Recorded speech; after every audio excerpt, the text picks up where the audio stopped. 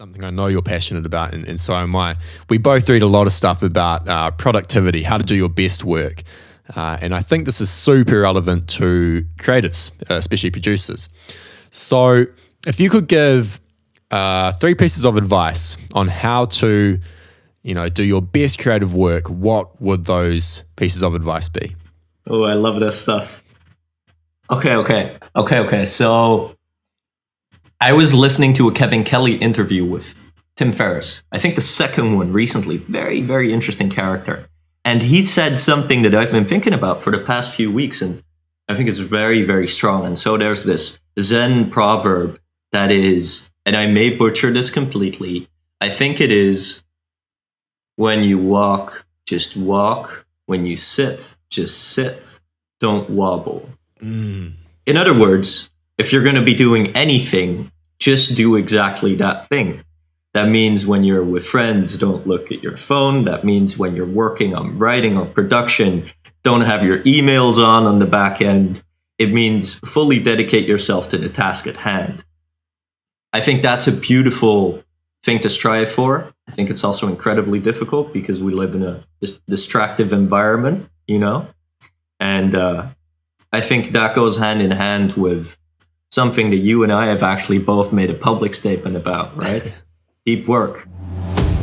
Welcome to the 11th episode of Budi's Thoughts. And this episode we're going to dedicate to the Deep Work Challenge. Yesterday I was talking to my friend Sam Matla from Edmprod. And basically a while ago we'd both read Deep Work, and we made a commitment to each other that we would start tracking our deep work and then compare each other's performance so that we would have competition as a driver to actually do it and not just talk about doing it, but to really do it. And so a few weeks had passed, and then yesterday we're talking and we got talking about deep work again, and we're both like, yeah, we really want to do this. We haven't done it as much as we hope to. We set a quota for 4 hours a day, which turned out to be quite a lot, especially running a business, but a lot of it also is just lack of discipline instead of us not wanting or not being able to do it. In our conversation, we came up with the idea of what if we were able to publicly log the amount of deep work that we did.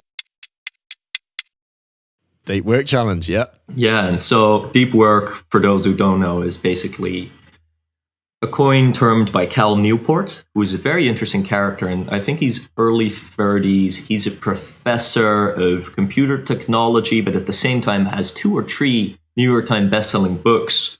One is So Good They Cannot Ignore You, and the other one is Deep Work. And I think there's a new one underway. And what he says, he says 2 things in those 2 books, and boils down to this. And sorry, Cal, I may butcher this again. But he basically says this. Okay, so today we're in a knowledge economy. And to succeed in a knowledge economy, right? And basically that means it's the opposite of a, let's say, physical labor economy, So Taylorism back in the day, you were swinging pickaxes or, that kind of thing. And so that means that for us, that mostly is sitting behind a computer, doing deep thinking, coding, writing, producing, project management, all those kind of things that really require just dedicated focus, thinking on the task at hand and being creative within that direction. And what he also says is, okay, so the value of that kind of work is increasing, but at the same time, the context of the environment we live in, right? So iPhones, emails, pings, push notifications, all that jazz actually creates a bunch of distractions that make the one thing that's most valuable in today's economy harder to achieve.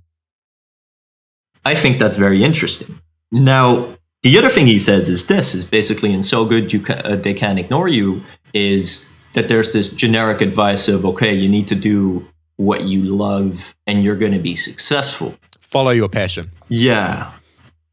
And then you and I know, and I adhere with Cal's thought here. I think it's a very good premise. And he says, but you're only going to enjoy doing what you're actually competent at or becoming competent at. And anything probably worth doing, you're not competent at from the get-go. Whether that's tennis, coding, writing, content marketing, growth hacking, artist management, all of that stuff. So his premise there is really, it's not about do what you love, it's about do a bunch of stuff, figure out what you like doing the most, then do a lot of that, and then you get this reinforcing cycle where as you become more competent, you achieve more wins, which then reinforces both your confidence, but also gives you a feeling of, hey, I love doing this, meaning you're going to put in more hours. And so that cycle repeats. And if you then take that to the other book, right? So Deep Work, he basically says to become very good at a particular thing, if it's a knowledge work in a knowledge work environment, you need to do focused, undistracted work with longer spans of time, let's say 2, 3, 4 hours, and do it in a way that we call deliberate practice. So basically, it's not just, okay, I'm going to churn out a simplistic blog post with some SEO keywords in there. No, it's like you need to push your boundaries in your deep work so that then you expand basically your circle of competence, but also at the same time just get more comfortable with expanding that all the time. Because otherwise, right, if you repeat the same thing over and over when it's very simple, you don't per se learn. Yeah, it's like some people practice the same exact thing for 10 years and never get any better. Exactly.